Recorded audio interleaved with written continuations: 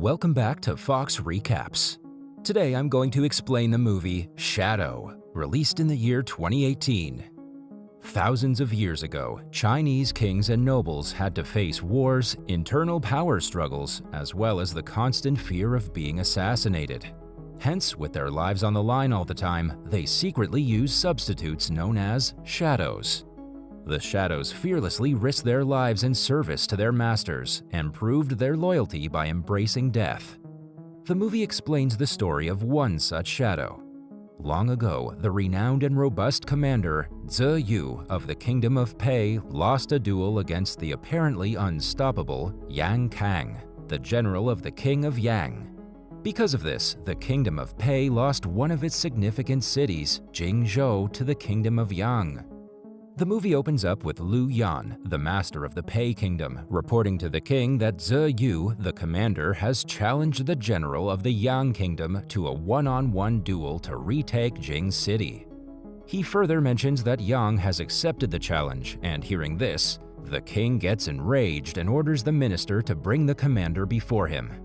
In the next scene, the king enters a room where Ze Yu's wife, Xiao Ai, and the king's sister, Jing Ping, are rolling dice in a Tai Chi board. Xiao Ai reads the signs that the battle will begin after 7 days when the rain and water rises and they will achieve victory. When Ze Yu arrives, the king immediately queries his visit to Yang. Ze Yu replies that he wants one-on-one combat with Yang Kang to reclaim Jing City. However, the king fears that the duel will raise a war and destroy the peace of Pei. When asked if he can win, Ze Yu replies that he's unsure. He then says that he's ready for any punishment for disobeying the king. However, the king claims that he won't behead Ze Yu since he took care of him and his sister and secured his throne all these years. Meanwhile, the minister advises them to enjoy the gathering, so the king orders Ze Yu and his wife Xiao Ai to play the zither for him. Surprisingly, Ze Yu declines to perform, claiming that the kingdom is in trouble and that he's not in the mood. After Xiao Ai and Ze Yu leave the room, the king shares his plan to Minister Lu Yan about marrying his beloved sister, Qing Ping, to Yang Kang's son, Yang Ping. The main motive behind the marriage is to maintain peace between the two kingdoms and stop the war from happening. In the following scene, Xiao Ai enters a concealed room that leads to a cave. Here, it's revealed that the real commander, Ze Yu, had sustained serious injuries in his previous combat with Yang Kang and is currently recuperating in a secret cave in his residence, whereas the commander who's been dealing with everyone is a man named Jing, who's referred to as the Shadow of Ze Yu. He's been named after Jing City. For his striking similarity to Ze Yu, Jing was abducted and secretly taught as a shadow by Ze Yu's uncle 20 years ago. Jing spent all these years in the cave, where he was trained to be a shadow until Ze Yu's health worsened a year ago. After Ze Yu's uncle died, Ze Yu brutally trained Jing, and now he wants Jing to kill Yang and take over Jing City. Only Ze Yu and his wife are aware of this arrangement. Moreover, once Jing defeats Yang and retakes Jing City, he will be allowed to go back to his mother. In order to make everything look similar, Ze Yu cuts deep into Jing's chest with a knife, as he has a wound in the same spot. After this, Ze Yu applies medical herbs to the wound in order to speed up the healing process and make it look exactly like his. Even though Jing is hurt, he assures Ze Yu that as a shadow, he's ready to die for him. The following day, as they're getting ready for the court hearing, where the king will punish Ze Yu, Xiao Ai gives Jing some ointment to apply to his wound. Meanwhile, Jing gets emotional and starts explaining about how tough it was for him to remain in the dark without the presence of any people or sound. Being the good woman that she is, Xiao Ai starts consoling him, but the latter gets overexcited and grips her firmly. This surprises Xiao Ai, and she pushes him away before leaving the place. At the court, despite the objections of other military officials, the king decides to punish Ze Yu without realizing that he's a shadow. The king demotes him to a commoner for defying his orders and starting a war with Yang. However, before Ze Yu's shadow departs, the king insists on seeing the wound caused by Yang Kang's saber so that he can treat it by himself. Upon inspecting, he learns that the wound is new, but Ziyu's shadow replies that the initial wound had healed, but he intentionally gave himself a fresh cut to remind himself of his shame over the defeat of Jing City. Following this, he departs, declaring that since he's now a commoner, the king shouldn't be concerned about his combat with Yang. Later on the boat, Jing applies the ointment that Xiao Ai gave him.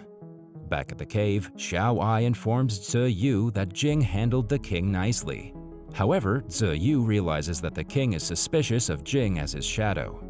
In the next scene, Jing is in a training session with Ziyu. He uses an umbrella as a weapon, but is of no match against Ziyu, who mimics Yang Kang's technique. This enrages Ziyu, and he starts having doubts if Jing is ready for the battle. The next day, during a feast in the hall, the minister arrives and announces that Yang Ping has agreed to the truce, but would only accept Qing Ping as a concubine. Ping has also sent his dagger to Qing Ping as a proposal. The court considers this to be an insult, but despite Qing Ping's refusal, the king accepts it in order to put an end to the conflict. Because of this, the general Tian publicly criticizes the king's action as cowardly and requests permission to fight Yang and his son before resigning from his position. However, Qing Ping accepts the dagger, which symbolizes that she has agreed to be Ping's concubine. In the next scene, Yang teaches his son Ping how to use a saber in battle. He tells Ping that Yangs are renowned for their force, speed, and death in 3 rounds of their duel. The father-son duo then talk about Jing, who they think is the real commander, Ziyu. They talk about his bravery and how he survived even after receiving a crushing blow from Yang.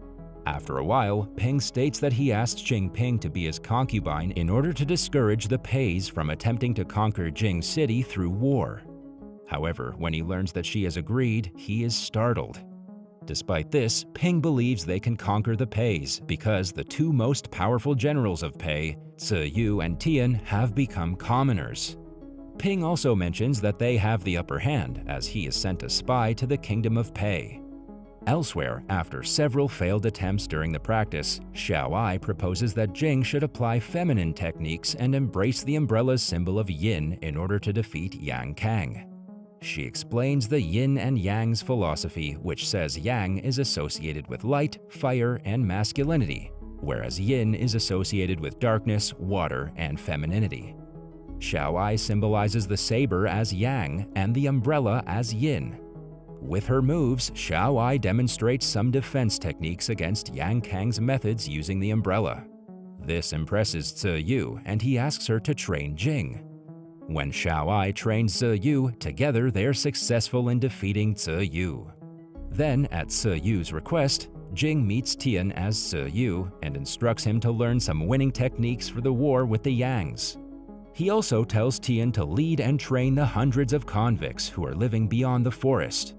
After a while, Jing takes Tian to see Ziyu, who explains to him about Jing's existence and purpose. Tian learns from Ziyu that he intends to use Jing to distract Yang Kang for 3 rounds, while the troops attack and regain the city. After retaking the city, Ziyu plans to become the king, with Tian serving as his commander. Tian, being a loyal general, obeys his commander, while Ziyu asks him to receive the new umbrella training from Xiao Ai. The night before the duel, Ziyu, Jing, and Xiao Ai drink together. After Jing and Xiao Ai return back to their residence, Jing confesses that he could have escaped when he had so many chances, but stayed there for Xiao Ai and would do anything for her. As they continue to talk, Jing mentions that he believes no one will care if he dies in the battle tomorrow. However, when Xiao Ai reveals that she cares and that his life matters to her, he gets surprised. With this, he thanks her and goes to sleep. After a while, Xiao Ai follows him to his bed and spends the night with him, while Ziyu observes them through a covert peephole. The next day, Jing travels by water on a floating platform to Jing City for the duel. Since Yang Kang is unaware about Jing being a shadow and considers him as Ziyu, he feels confident that Ziyu will battle one-on-one as promised. However, Tian and the armed inmates are down below the platform. Surprisingly, Qing Ping is also among the convicts to take revenge on Ping for disgracing her. Tian tries to stop her, but she refuses. Following this, Tian, Qingping, and the convicts secretly swim under the storm gates and enter the city, while Yang Kang and other officials are preoccupied with the duel. Yang Kang is defeated in the first round of the 3-round battle by Jing, but he wins the next 2 rounds. Impressed by Jing's determination, Yang offers to call it a draw, but Jing refuses and proposes to keep fighting.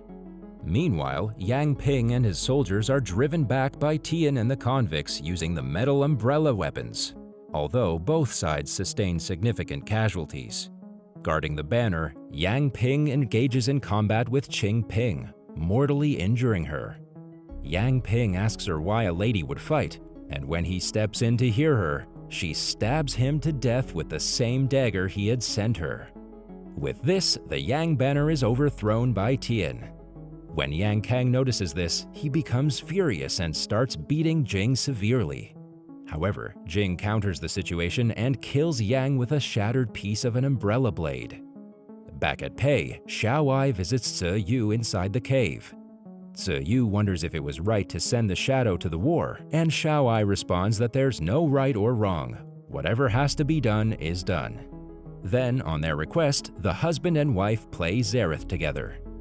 Elsewhere, after assassinating Yang, Jing returns to his real home where he discovers that his mother has been stabbed to death. In no time, he's attacked by a number of assassins who ambush him inside the home. Fortunately, he's saved when an envoy claiming to be the king's representative kills the assassins. After this, the envoy mentions that the king has summoned Jing in the palace. This shocks Jing as he wonders how the king knew of his existence. Nonetheless, he departs for Pei. Meanwhile, some assassins arrive at Zi Yu's cave to assassinate him. Though sick and weak, Zi Yu puts all his effort and fights back. At the victory celebration feast of Pei, Jing shows up and the king commands everyone to leave the celebration except Jing, Xiao Ai, and the minister, Lu Yan. Here, the king finds out that it was Lu Yan who was the spy working for the Yangs. As a result, he finishes him off. Happy with Jing's victory, the king wishes to reward Jing by establishing a genuine relationship between him and Xiao Ai as husband and wife. According to the king, he wants only one loyal Zi Yu, so Jing won't have to play the role of the shadow any longer. Meanwhile, a masked assassin walks into the room carrying a box, which is supposed to contain Zi Yu's head. However, when the king opens it, he finds it empty. Just then, the assassin stabs the king from behind, and he collapses to the ground. The assassin then takes off his mask, revealing himself to be Zi Yu. Injured and raged, Zi Yu commands Jing to kill the king, alleging that he was the one who ordered the execution of Jing's mother. Furthermore, he asks Jing to take Xiao Ai far away with him. As Jing reaches for the king's sword, Zi Yu tries to stab him from behind, but Jing succeeds in fatally injuring Zi Yu. He then puts the assassin's mask back on Zi Yu's face while the latter lies there helplessly. After this, he eventually kills the king with Zi Yu's sword and places it on Zi Yu's hand, accusing him of the murder. In the next scene, Jing leaves the hall and tells the authorities assembling outside that the king has been killed by an assassin and that he killed the latter. Tian seems skeptical of the story, however, he does not object. The movie ends as Xiao Ai runs to the hallway doors in shock and peeks through an opening. That was all from the video. I hope you liked it. Subscribe for more content like this and hit the like button to help us out. Also, leave a comment if you want us to recap your favorite movie. Until next time, take care.